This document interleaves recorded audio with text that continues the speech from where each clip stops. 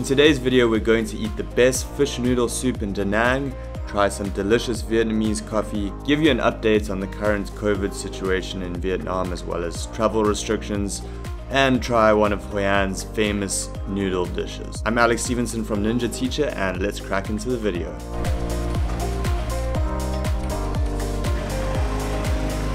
Okay, so today we're trying Bun Can Ga Loc, which is a Vietnamese noodle soup fish dish. So it's quite common here in central Vietnam, here in Da Nang, and it's really delicious. This is the best one I've tried in Da Nang. And I normally don't even eat that much seafood. Personally, it's not my favorite, but this one is particularly good.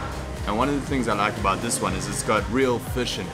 Because a lot of the noodle soups here often have a kind of fish cake in it, which is a processed meat made out of fish, which is not my favorite. Sometimes it's quite good, but personally I like it if it's more natural ingredients.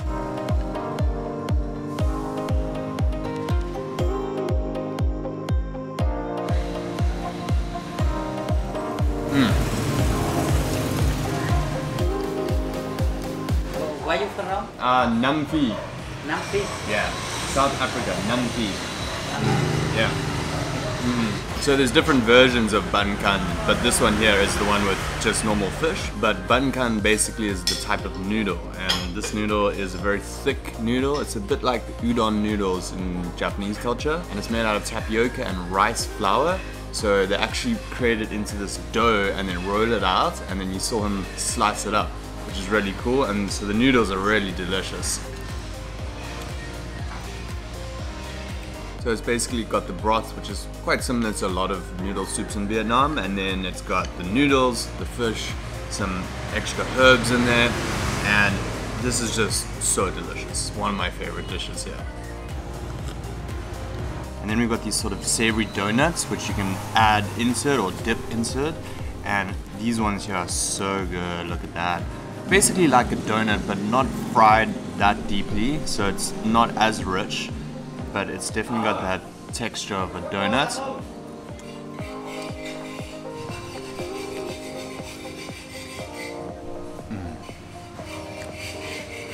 So delicious. Gotta get some chili in there. Got the two different types, the dry chili flakes, which you can put in, and then you got the fresh chili soaked in oil. And you just throw as much or as little as you want in there. I typically don't even like hot food too much, but just a little bit of spice is good. Me and the guy here just using some Google Translate to chat it up. Limited Vietnamese, limited English. Google Translate always works. Sort of works. Sometimes the translations are really bad. That beer there, LaRue, is a local beer, and they're just getting crates and crates of it. It's like a really small restaurant. I don't know why they need so much beer, but apparently they do. Mời tính tiền. Bao nhiêu tiền? 28. Come on. Thank you. So there's 28,000 Hai Tam, which is just over $1. Not bad.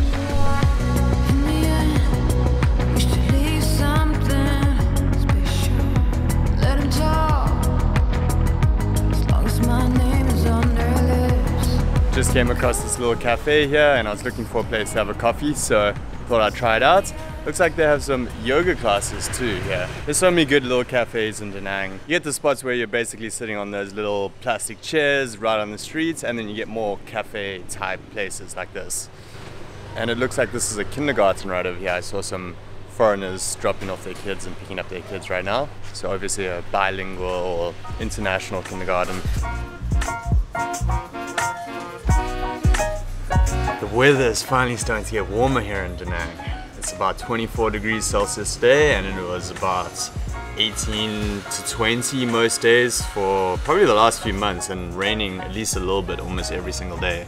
If you've been watching my videos since I came to Da Nang, you'll have seen I go to cafes quite a lot, often to work, and I often go to more like Western style ones, and that's usually just so I can do some more work and have a nice quiet place to get stuff done, and also because I love lattes, cafe lattes. And that's not the traditional type of coffee that most Vietnamese people drink. I mean, it's on a lot of menus. They've got it here, they've got cafe lattes, but it's also like normally double the price of a normal coffee. So now I'm getting a Cafe Sua Da, which is the Vietnamese Vietnamese coffee with condensed milk and ice. Just so if you haven't seen Vietnamese coffee before, you can see what that's like. And people get it iced very often here in Vietnam, just because of the climate, I guess. Thank you. Okay, here we have the Café Sua Da, and you'll see it's already mixed up, but often it's served where you can actually see the black coffee at the bottom, and then you'll see like a bit of condensed milk, like just right at the bottom, just a little bit, or a lot. Sometimes they put a lot, and it's super sweet. And then it's the Vietnamese coffee, which is the Robusta beans. So it's very strong. If you're not used to it, sometimes it's a lot stronger than other espresso coffees. So let me try this one.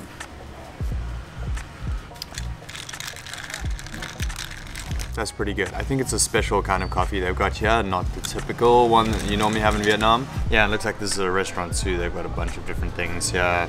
Thai green curry, vegetarian stuff, pesto with mi wang noodles, which sounds pretty cool. So this coffee was 30,000, but you can probably find that for like half the price at some other places. But this is a nice little spot, nice and calm and peaceful in this back garden with the yoga happening right behind me there. That's such a typical Vietnam scene. Construction happening, chickens, and a Honda dream.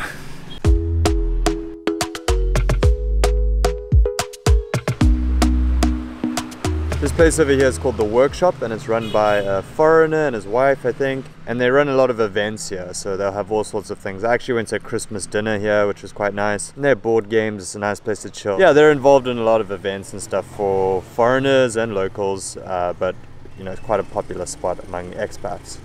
Hey, how's it going? You know, weird thing. So that was actually quite funny. The guy at the restaurant who I was doing Google Translate with actually translated, like, do you know this guy? I hang out with him and drank beers with him one time. And then he showed me a picture of David, who I just ran into like 2 minutes later. While I stopped outside the workshop, he was just walking by and I saw him. And I actually met them on Cham Island when we went on that trip there, which was a lot of fun. If you haven't seen that video, you can go check it out. It's really, Cham Island's great. It's like 20 kilometers in that direction. So it was quite weird because I haven't seen them in a while, and then that just happened. But Da Nang is a small place among foreigners, so you do get to see the same people a lot. So I'm just popping down to the beach quickly, but in a minute I'm going to take you to another restaurant to show you some more Vietnamese food. So stay tuned for that. But in the meantime, let's check out the beach. Da Nang really does have a pretty amazing beach, and the weather's been really bad lately and cold, but today it's just starting to get a bit warmer. The sun was out a little bit earlier. So yeah, apparently after January the weather gets good again. In terms of updates on COVID in Vietnam, things are pretty much 100% under control. There's been basically no community transmissions for months and months and months now. There's been one or two here and there, but then it's quickly traced and people have been put into quarantine where necessary. So basically there's no COVID in the country still, which is great. That being said, no news about the borders reopening, unfortunately. Things are still the same as in my last video, where it is technically possible to get to Vietnam, but it's difficult to get a job with a company that will sponsor you through the entire process, time consuming and expensive. So in terms of plans for 2021, best to just wait until the vaccines are rolling out, and then hopefully the 14-day quarantine will go away and you'll be able to get into Vietnam more cheaply and easily. And that's going to be the best situation.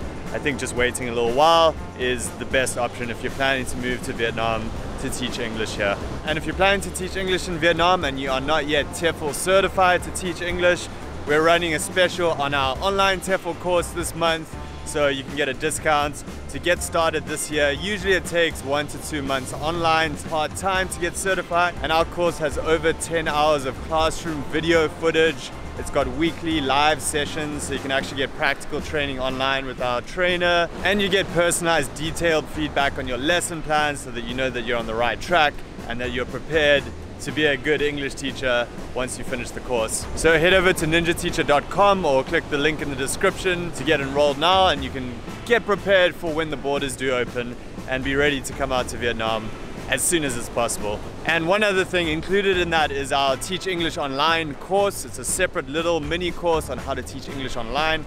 So if you get TEFL certified and then you get that course, it's got a database of schools that you can apply to teach English online with, and shows you how to be a good online English teacher. And that's what a lot of people here in Da Nang do, is they teach English online. So if you want to start teaching English online before you even move abroad, then you've already got your income set up, and then you can plan to move abroad as soon as the borders open. That's a great option to do right now as well. Especially with things being as they are with lockdowns all over the world, if you're stuck at home, this is a great thing to get started on with getting trained and then getting an online teaching job right now. And then you can also teach in the classroom when you eventually do move out to Vietnam. That big hotel there is the Pullman Hotel, and it's absolutely insane to see these huge hotels completely empty. There's just no one there, no one staying in these rooms. They must be hemorrhaging money right now. It's crazy. And you can see all that construction happening there.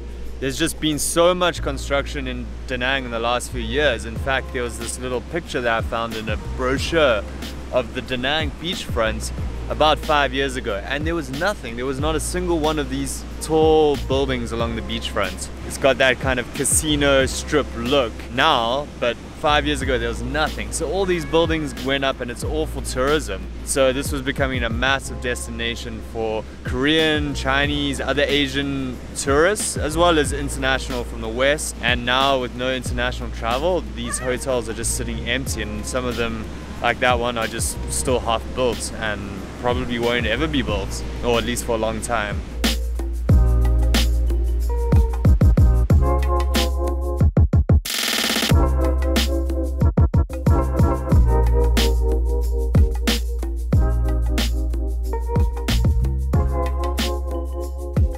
So I decided to get some rice, cơm gà, but they didn't have it, so I'm not sure exactly what she gave me. I'm pretty sure this is khao lao. And I was actually thinking about khao lao today because these noodles are quite unique as well. You don't really find them anywhere else, as far as I know. And I was thinking about them today when I ate the other noodles because they're also, you know, quite different to the pho or the bun noodles. Yeah, I think that's what we got here. So we got the noodles, these little crispy chip type things. And then we got this slice of chicken, which I really tasted actually. The sauce is kind of sweet. And then we've got my absolute favorite, which is the chili jam, the sweet chili jam. It's my favorite thing in central Vietnam. It's on a lot of different dishes, mee quang, and just so tasty.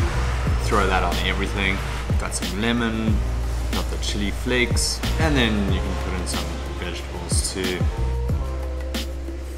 Yeah, super tasty.